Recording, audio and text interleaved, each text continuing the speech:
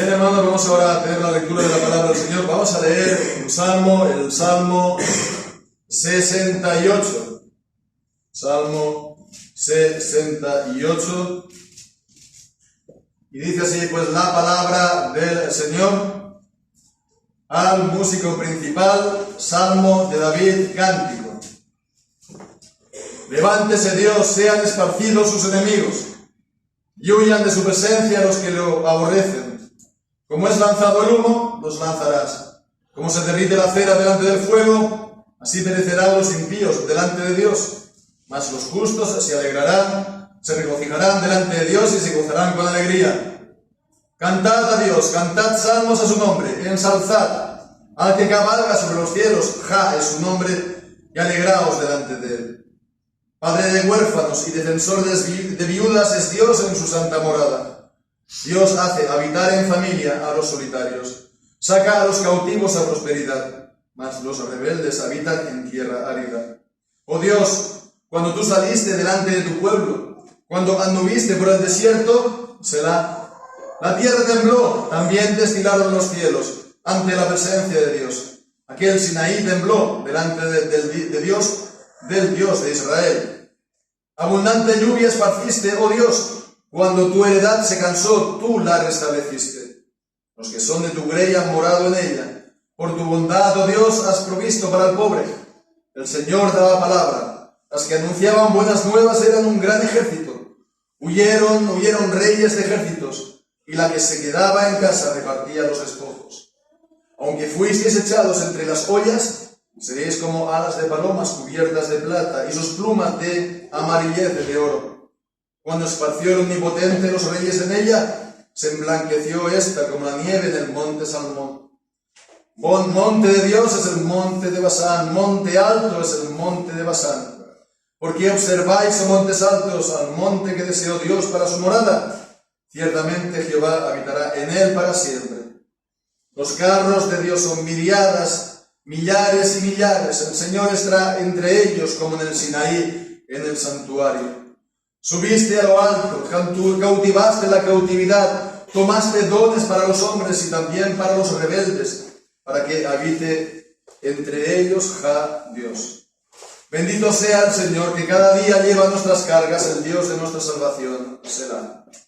Nuestro Dios es el Dios de la salvación, y de Jehová el Señor es el librar de la muerte.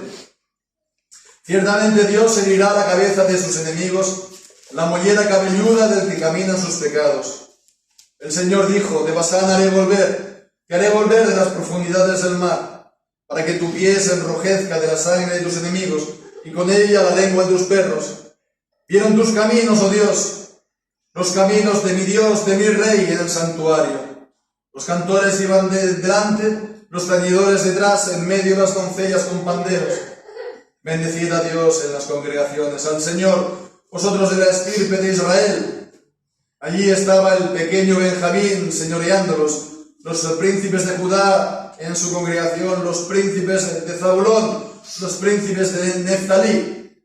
Tu Dios ha ordenado tu fuerza, confirma, oh Dios, lo que tú has hecho por nosotros. Por causa de tu templo en Jerusalén, los reyes te ofrecerán dones. Reprime la fiera de las cañas, la multitud de toros con becerros de los pueblos, hasta que todos se sometan con sus piezas de plata. Dispersa a los pueblos que se complacen en la guerra. Vendrán príncipes de Egipto. Etiopía se apresurará a extender sus manos a Dios. Reinos de la tierra, cantad a Dios, cantad salmos al Señor, Selah. Al que cabalga sobre los cielos de los cielos, que son desde la antigüedad. He aquí dará su voz, poderosa voz. Atribuid poder a Dios, sobre Israel es su magnificencia, y su poder está en las nubes. Temible eres, oh Dios, desde tus santuarios. El Dios de Israel, él dará fortaleza y vigor a su pueblo. Bendito sea Dios.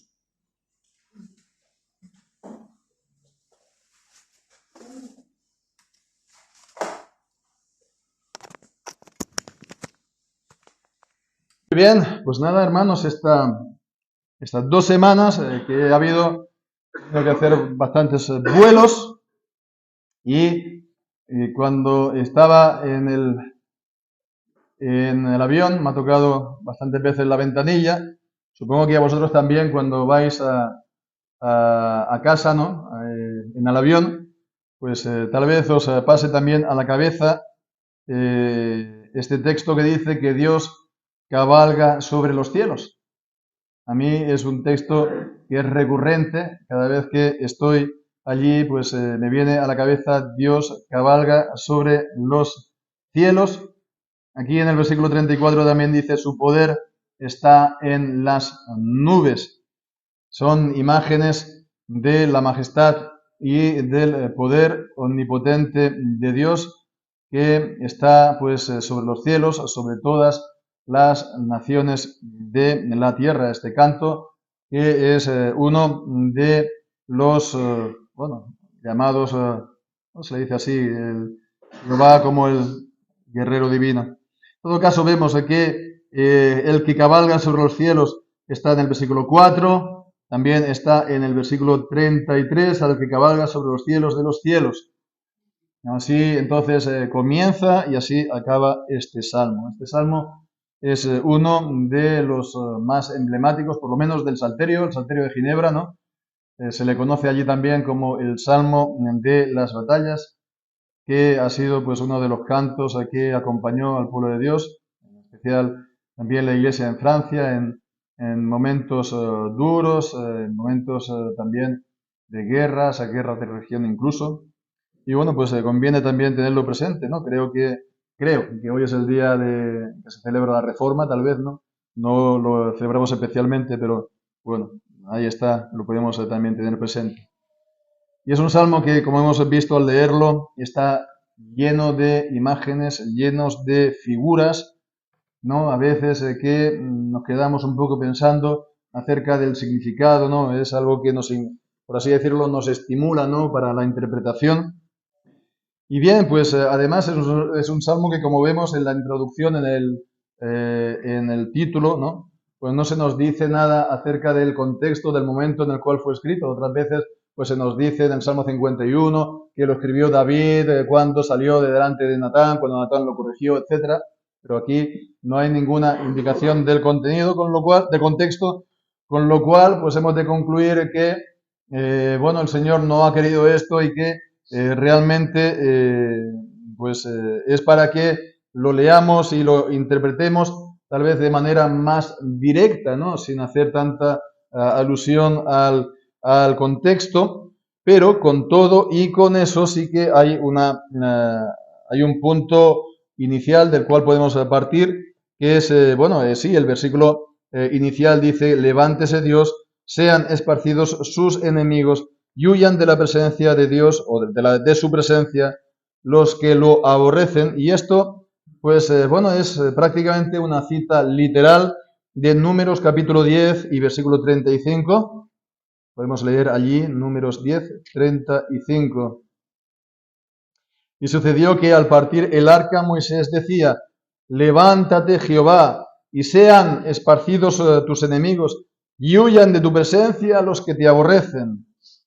Cuando Israel en el Éxodo partía en cada jornada, pues lo primero iba precedido por el arca y era la palabra que se decía invocando el nombre de Dios. Entonces vemos, este es una referencia en la misma escritura, como también, aunque no son las mismas palabras, pero en el Salmo 32 también habla este cántico gradual de David, de cómo juró él de hallar lugar para Jehová, moradas para el fuerte de Jacob, a donde introducir precisamente el arca. Versículo 8, levántate, oh Jehová, para ir a tu reposo, tú y el arca de tu poder.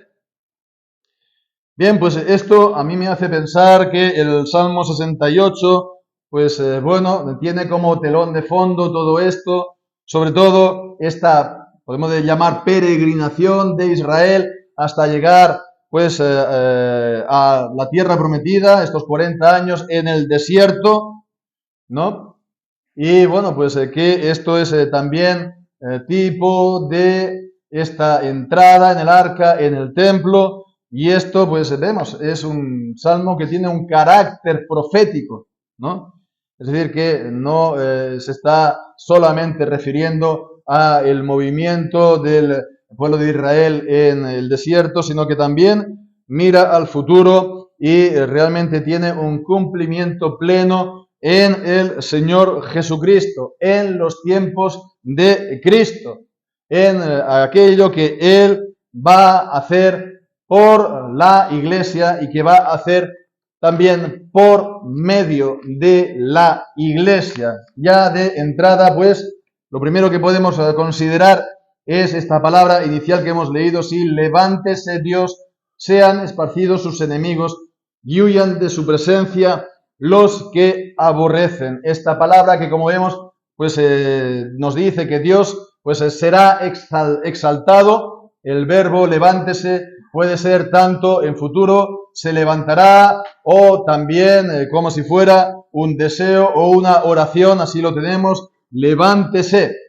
Y bueno, pues es una palabra de exaltación de Dios frente a sus enemigos, como tantas otras veces en el Antiguo Testamento, ¿verdad? Una exaltación de Dios cuando Él se manifiesta, cuando Él se muestra visiblemente, o cuando Él da una muestra de su poder, que es como si Él se apareciera visiblemente ante los hombres, una manifestación pues de Dios. Dice el versículo 2, como es lanzado el humo, los lanzarás, como se derrite la cera delante del fuego, así perecerán los impíos delante de Dios. Es un lenguaje que también lo encontramos en otros lugares, por ejemplo en el Salmo 97, ¿no? El versículo 3 dice, como fuego irá delante de él y abrasará alrededor de sus enemigos, o el versículo 5, los montes se derritieron como cera delante de Jehová, delante del Señor de toda la tierra. Y bueno, pues Dios se manifestó visiblemente en Sinaí, la tierra tembló y hubo pues relámpagos en los cielos, hubo lluvia y pues Dios hizo oír audiblemente su voz.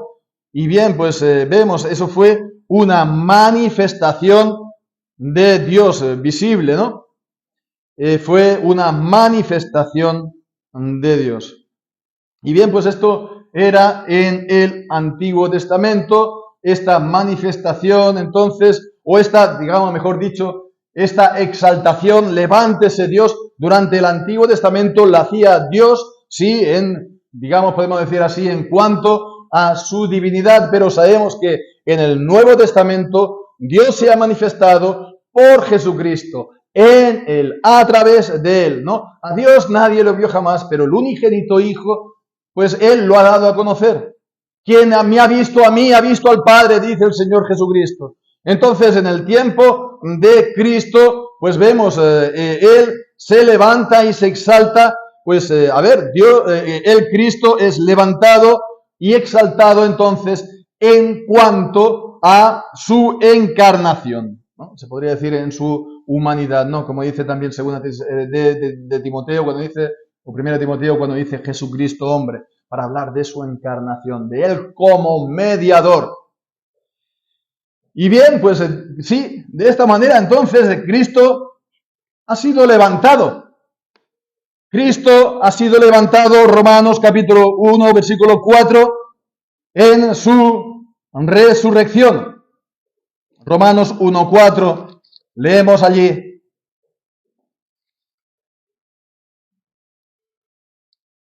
Seguimos leyendo Romanos 1:4. Fue declarado Hijo de Dios con poder, según el Espíritu de Santidad, por la resurrección de entre los muertos. La misma carta, Romanos 10, versículo 9. La palabra de salvación: si confesares con tu boca al Señor Jesús y creyeres en tu corazón que Dios lo levantó de los muertos, serás salvo. La palabra, por lo tanto, de salvación, de la que depende la salvación y que nos afecta también a nosotros los creyentes en Romanos capítulo 8 y versículo 11. Si el espíritu de aquel que levantó de los muertos a Jesús mora en vosotros, el que levantó a Cristo de los muertos vivificará también vuestros cuerpos mortales. O también Primera de Corintios capítulo 6 y versículo 14, para ver que también todo esto nos afecta a nosotros. Y Dios levantó al Señor y también a nosotros nos levantará con su poder. Esta resurrección fue la exaltación de Jesús, fue declarado Hijo de Dios con poder por medio de la resurrección de los muertos. Este levantamiento de Cristo es también nuestro levantamiento, primeramente nuestro levantamiento espiritual, será también nuestro levantamiento último, la resurrección de la carne, pero también nuestra exaltación como hijos de Dios cuando Cristo vuelva por la iglesia. Entonces vemos que de esta manera los creyentes, la iglesia verdadera del Señor Jesucristo, participa de este levantamiento, de esta exaltación de Jesucristo. Entonces vemos que bíblicamente hablando, esto no pertenece solamente a Cristo, porque tras la encarnación, Cristo, Él es la cabeza de la iglesia y la iglesia está unida a Cristo, que es la cabeza. La iglesia es la plenitud de aquel que lo llena todas las cosas en todo. Entonces la iglesia como cuerpo de Cristo participa de lo de Cristo, de su muerte, por supuesto, de sus sufrimientos y camina bajo la cruz, pero también su gloria también será para la iglesia, también, ¿no? Si sufrimos aquí, reinaremos también con Cristo, nos dice el apóstol. Entonces vemos que de esa manera podemos mirar que si miramos este salmo proféticamente y hablando de Cristo, pues esto también nos afecta a nosotros como iglesia. Ya, por ejemplo, los versículos 5 y 6, de padre de huérfanos, defensor de viudas, es Dios en su santa morada. Dios hace habitar en familia a los solitarios, saca a los cautivos a prosperidad, mas los rebeldes habitan en tierra árida. Está hablando, por lo tanto, son palabras de la redención, son las palabras de la figura del Redentor en el Antiguo Testamento, los padres de huérfanos, defensor de viudas, el Redentor que salía pues como garante por las deudas, ¿no?, para defender a los suyos, sus familiares. Él es misericordioso y clemente, de aquellos que Él quiere, tiene misericordia, al que quiere endurecer, endurece, Romanos 9, pero de aquellos que Él se complace, que es misericordioso, Él los reúne, y es lo que está diciendo en las palabras de estos versículos 5 y 6, Él los está reuniendo, Él los hace habitar en familia. Todo aquel que llega a la fe en Cristo es añadido a la familia de Dios, es reunido las palabras de Efesios capítulo 2, ¿no? Es conciudadano de los santos, ¿no? Miembros del pueblo de Dios. También, vemos a partir del versículo 7, está hablando del Éxodo otra vez, ¿no? Como hablábamos al principio de Números capítulo 10, ¿no? Oh Dios, cuando tú saliste de tu pueblo, cuando anduviste por el desierto, muy claramente está diciendo esto. La tierra tembló, muy claramente también, Éxodo 18, 19, cuando llegan al Sinaí. También destilaron los cielos ante la presencia de Dios. Aquel Sinaí tembló delante del Dios de Israel. Entonces, esta salida del Éxodo, que también es profética o tipológica, nos está hablando de Cristo y su redención para nosotros. Llegaron entonces a Sinaí, como hemos leído, y allí se fue para recibir la palabra del Señor. El versículo 9, abundante lluvia esparciste. Oh Dios, esta figura de la lluvia, figura de la palabra y de la gracia de Dios. Cuando tu heredad se cansó, tú la restableciste. Bien, versículo también 9 lo hemos leído. Y vemos que a este éxodo, vemos también lo que decía de la palabra, perdón, lo vemos aquí en el versículo 11, el Señor da palabra, las que anunciaban buenas nuevas eran un gran ejército. Y estos versículos pues se están refiriendo pues seguramente a ya la toma, la conquista de la tierra prometida, y lo está ligando a la palabra, ligando a la palabra. Es como si es por la palabra que llegaron a hacer esto. Y realmente en el libro de Josué dice, ninguna palabra faltó de todo lo que Dios había prometido. Pero no es solamente eso, sino también la proclamación de la palabra de Dios. Las que anunciaban buenas nuevas, dice, eran un gran ejército. Huyeron los reyes de los ejércitos, sin embargo, las mujeres en casa se repartían grandes despojos del botín que estos reyes habían dejado. Todo esto pues nos habla de que es Dios y es la palabra de Dios la que obtiene esas victorias, la palabra, el anuncio de la palabra de Dios, la predicación del Evangelio y de la palabra de Dios, lo que obtiene en el tiempo actual las victorias del Señor. Vemos que también está pues habiendo aquí un contraste del versículo 13 y 14, porque el versículo 13 está hablando de que el Señor enriquece a su pueblo, dice que aunque fuisteis echados entre las ollas, no es una imagen muy noble, muy destacada, digamos, pero seréis cubiertas como alas de paloma y sus plumas de amarillez de oro, ¿no? El contraste entre lo amarillo, la amarillez del oro, que están cubiertas a sus plumas, y los reyes en ella, versículo 14, que se emblanquecieron, se palidecieron, se pusieron blancos como la nieve en el monte Salmón. Y bueno, pues ya hablaremos también, ¿no? Los versículos 16 está diciendo de los montes altos, los montes que representan pues las naciones, montes altos, ¿no? Hablando de su soberbia y de su altivez, y que miran entonces, puede decir, con altivez y con desprecio al monte que deseó Dios para su morada, es decir, su pueblo y su iglesia. Ciertamente Jehová habitará en él, en ese monte, para siempre.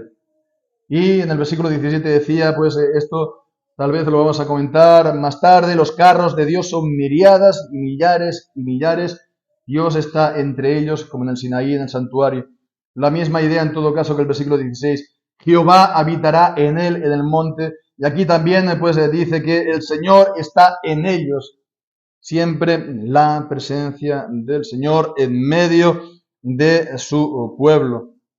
Bien, el versículo 18. Este versículo 18, subiste a lo alto, cautivaste la cautividad, tomaste dones para los hombres y también para los rebeldes, para que habite Jehová entre Dios. Y este es un texto que cita Pablo, hay alguna pequeña variación, pero es el que cita en el capítulo 4 de Efesios, en el versículo 7 y 8, a cada uno de vosotros es dada la gracia conforme a la medida del don de Cristo, por lo cual dice, subiendo a lo alto, llevó cautiva la cautividad y dio dones a los hombres. Y que subió, que es, sino que también había descendido primero a las partes más bajas de la tierra. Entonces vemos que también en estas palabras Pablo de manera inspirada está viendo a Cristo, está viendo su encarnación, está viendo pues que él fue obediente hasta la muerte y muerte de cruz para después ser levantado y exaltado. Es lo que una y otra vez leemos en Isaías 53, es lo que leemos en el Salmo 22, una y otra vez en Filipenses capítulo 2, que Cristo pues sí murió y ha sido pues desechado, el varón de dolores, pero que después él heredará la gloria de todas las naciones. Este versículo 18 en el Salmo 68, pues, está hablando de que, Dios, Cristo, cautiva la cautividad. Él, hace cautivo a los que estaban cautivos y da dones a los hombres. En este caso, está hablando de la iglesia para su edificación, para su consuelo, para su fortalecimiento. Los, profetas, los apóstoles, los evangelistas, los pastores y maestros, los dones que Dios da, Cristo da al pueblo. Y bien, pues el versículo 19, 20 nos está también hablando de este mensaje bendito y glorioso de que Dios mismo es la salvación. Bendito sea el Señor que cada día lleva nuestras cargas, porque Cristo tomó y cargó con nuestros pecados, el Dios de nuestra salvación. Y lo repite, versículo 20, nuestro Dios es el Dios de la salvación. Y de Jehová el Señor es el librar de la muerte. Dios es Él mismo nuestra salvación. Jehová salva, es el nombre de Jesús. Él es la salvación. Jehová, justicia nuestra. Él realizó la salvación para nosotros, la cumple. Él es nuestra salvación y Él es sumamente bondadoso para con su pueblo, sumamente bondadoso para con nosotros. Vemos cómo aquí el versículo 22 de Basán te haré volver de las profundidades del mar. Basán, que era un símbolo también de orgullo y de altivez, un lugar en la Transjordania, al otro lado del Jordán, y que lo leemos en el Isaías capítulo 2, es un lugar de abundancia, y entonces estaban con esa también altivez y ensoberbecido. En todo caso, lo que nos viene a decir aquí es también que de esta dominación del mundo, sometidos bajo la profundidad del mar, la mar también símbolo de las naciones, el Señor los hace volver y los trae cautiva la cautividad, los hace regresar. Y bien, los versículos del 25 al 27, está hablando como si fuera lo que yo llamo una gran procesión. Los cantores iban delante, los tañedores detrás, en medio las doncellas con panderos. Bendecid a Dios en las congregaciones, al Señor, vosotros de la estirpe de Israel. Allí estaba el pequeño Benjamín señoreándolos, los príncipes de Judá en su congregación, los príncipes de Zabulón, los príncipes de Neftalí. Una gran, procesión del pueblo en fiesta, con cantores, con doncellas, con bailes, etc. Yo creo que aquí podemos pensar, por una parte, se está comparando, es una imagen, ¿no? Una metáfora, alegoría, como se quiera decir, de la subida del Éxodo. Está comparado a esta procesión triunfal, también a la procesión, triunfal cuando el arca fue trasladada con David, que lo leemos y que también él estuvo danzando y hubo fiesta porque se buscaba el lugar del arca, del reposo del arca, como hemos también leído en el Salmo 132, y está haciendo referencia de las congregaciones en plural y también de las distintas tribus de Israel, la de Benjamín, la de Zabulón, la de Neftalí, y hablando de sus príncipes, de sus representantes, ¿no? De sus dirigentes, ¿no? Y todo esto, ya para hablar del reconocimiento último de Dios en las naciones, del versículo 29 también al 32, de naciones lejanas, de naciones extranjeras, príncipes vendrán de Egipto, versículo 31, incluso Etiopía, ¿no? Los reinos de la tierra en general, todos se unirán para cantar a Dios, para cantar salmos al Señor. Por causa de tu templo en Jerusalén, los reyes te ofrecerán dones. Y por lo que decía esto es carácter profético, porque el templo en Jerusalén todavía no había sido hecho, construido, ¿no? Por Salomón. Entonces todo esto ya está, pues ya de entrada mirando al futuro y tiene el cumplimiento en Cristo de que las reyes, las naciones han de, pues, volverse a Dios y han de volverse a Él, han de extender las manos a Él, han de esta manera honrar el nombre del Señor. Todo esto vemos por este levantamiento de Cristo en su resurrección, que reúne a su iglesia y la hace pues atravesar por esta tierra hasta llegar al reposo. El Señor, que está en medio de ella, le hace avanzar y le da, obtiene victorias por medio de su palabra, la galardonea, la enriquece con sus dones, hace que sus plumas estén amarillas de oro y le da la victoria sobre sus enemigos. Y todo esto, por lo tanto, vemos que hemos de leer el Salmo no como algo histórico, no como algo literario, no como algo, pues sí, es interesante, pero cómo esto se afecta o se relaciona conmigo o con la iglesia en este tiempo. Pues sí, habla de nosotros los que estamos en Cristo. Lo hemos visto entonces claramente, el levántese Dios, el versículo 18 de la cita que está citada en Efesios capítulo 4. Todo lo demás también, por lo tanto, habla de Cristo y de su redención, que Él envía a su pueblo, que Él reúne. Las ovejas, mis ovejas oyen mi voz y me siguen, dice Juan capítulo 10.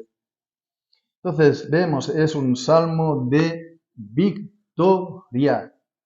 Es un salmo de victoria porque hemos siempre de tener presente que el futuro nuestro como creyentes y como iglesia no es otro sino de victoria. Victoria plena sobre los enemigos de Dios que son también los nuestros. Está tomando estas imágenes fuertes también. Versículo 21, Dios herirá la cabeza de sus enemigos, la mollera cabelluda del que camina en sus pecados. Y también, pues, el versículo 23, para que tu pie se enrojezca con la sangre de tus enemigos y con ella la lengua de tus perros. Para hablar de esta victoria completa.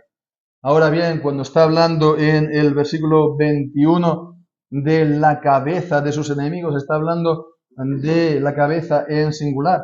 Y no hemos de pensar que solamente es algo, una imagen gráfica, ¿no?, de que le está hiriendo la cabeza, ¿no?, sino también pensar en el sentido de la palabra cabeza en la Biblia. Es algo parecido también al Salmo 110. Dice en el versículo 6, juzgará entre las naciones, las llenará de cadáveres, herirá la cabeza, en singular, no en plural, como está lo tenemos acostumbrado este pasaje en la 60, herirá la cabeza que domina sobre muchas tierras. Entonces vemos, está aquí esta cabeza que domina sobre muchas tierras, o también la cabeza de sus enemigos, la mollera cabelluda del que camina en sus pecados. Pues hemos de pensar que hay un significado que es algo más profundo que la imagen de dar a un enemigo en la cabeza, ¿verdad?, en una batalla física y literal. Aquí, ¿quién es la cabeza de los enemigos de Dios? El diablo. El diablo es la cabeza de los enemigos de Dios y la promesa inicial del Evangelio en Génesis 3 es que, lo podemos leer ahí en versículo 15, ¿no? Mejor que citarlo de memoria. Pondré enemistad entre ti y la mujer, entre tu simiente y la simiente suya. Esta, la simiente de la mujer, el descendiente de la mujer, Cristo, te herirá en la cabeza, y tú le herirás en el calcañar. Y la cabeza es la serpiente, y la serpiente es el diablo. Entonces aquí está hablando de la victoria de Cristo también, incluso ante él o sobre el diablo. Y el diablo pues tiene, digamos, un representante en la tierra. El diablo tiene, pues también se puede decir, su propio cuerpo, como Cristo tiene su cuerpo. Y él opera en los hijos de desobediencia, a la cabeza de los cuales está el adversario humano, que es, llega ahí por la operación del diablo, Satanás, según de Tesalonicenses, por su poder. Entonces no es otro que el anticristo. No es otro que el anticristo, que es el representante, sí, del diablo. Y el misterio de la iniquidad es que este anticristo se sienta en medio de la iglesia. Según de Tesalonicenses, se sienta en medio de la iglesia haciéndose pasar por Dios, reclamando también la autoridad y la adoración como Dios. Bien, pues entonces vemos la victoria también completa sobre el diablo, la victoria también sobre el anticristo, que leemos en segunda de Tesalonicenses, en el capítulo 2, esta palabra tan importante. Versículo 8, entonces será manifestado aquel inicuo, a quien el Señor matará con el espíritu de su boca y destruirá con el resplandor de su venida. También con su manifestación. Es también como se puede dar este texto. El resplandor o la manifestación de su venida. La manifestación de que Él está viniendo. Su manifestación poderosa acaba con Él. Bien, pues vemos que esto es una palabra para nosotros porque todavía está por llegar y por cumplirse todo esto que estamos diciendo. Pero llegará. La iglesia será pues victoriosa ante el enemigo, para lo cual el Señor pues la hará volver aún de las profundidades, y la iglesia ha de marchar todavía en este desfile glorioso y victorioso que hemos leído ante nuestros ojos, y la victoria ante el anticristo, pues esa derrota del anticristo, esa restauración de la iglesia traerá consigo de que incluso los reyes de la tierra se vuelvan al Señor. Los gobernantes, los dirigentes, las cabezas de las naciones también se volverán en procesión, y eso pues como antesala de su venida, como pues los acontecimientos justos previos a su venida, su manifestación, su gloriosa manifestación. Bien, pues esto es lo que ha de venir, y hemos de acordarnos de esto. El tiempo está cerca. El tiempo está cerca. Creo que paseando por ahí, yendo en coche de aquí a allá, me encontraba con iglesias evangélicas no pocas, y había alguna que ponía Iglesia Evangélica Cristo viene. Cristo viene. Aquí en España a lo mejor no hay muchas Cristo viene, pero es un nombre corriente habitual para iglesias evangélicas, ¿no? En Latinoamérica, Cristo viene.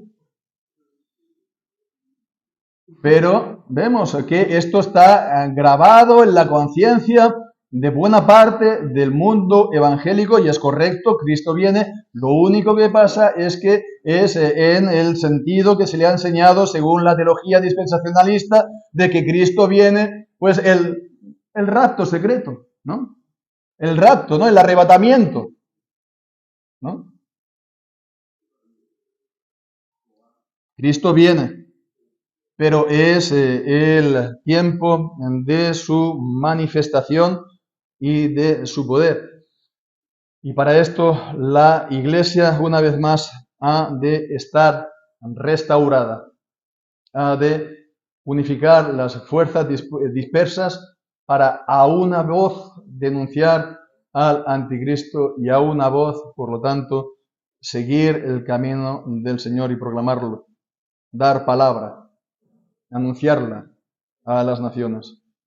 Como decía, el tiempo está cerca. Alguien podría decir, ¿cómo uno lo sabe? ¿No? El tiempo está llegando, cada día que pasa, está más cerca. Y Dios está al control de todas las cosas. Dios es el Todopoderoso. Él en su sabiduría y en su providencia ha orquestado todas las cosas y las dirige para este fin. Lo está haciendo. Cada cosa que ocurre, cada cosa que estamos viendo en estos últimos años, desde los confinamientos mundiales de las poblaciones de todas las naciones de la tierra, hasta las guerras, los rumores de guerra, y ahora pues ha comenzado también lo de Israel y Gaza. Todo esto son los caminos que está haciendo el Señor para converger, para desembocar en todo lo que estamos diciendo. Hermanos, fijémonos cómo cuando Juan el Bautista se levantó, dijo, ¿qué dijo? El reino de los cielos se ha acercado. Es decir, el día ya ha venido, ¿no? Él sabía que ya detrás de él venía el Mesías, que ya estaba ahí.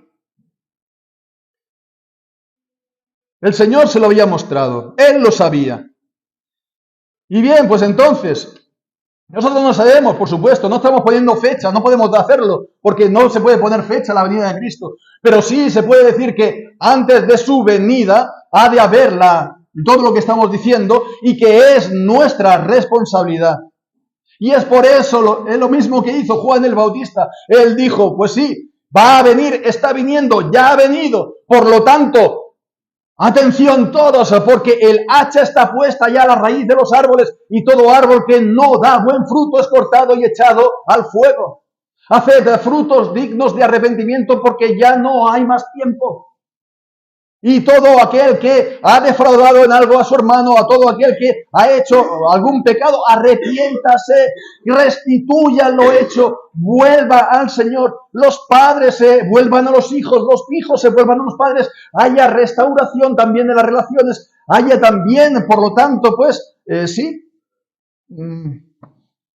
reconciliación entre unos y otros. Por lo tanto, hemos de estar preparados en este sentido, porque Él está viniendo.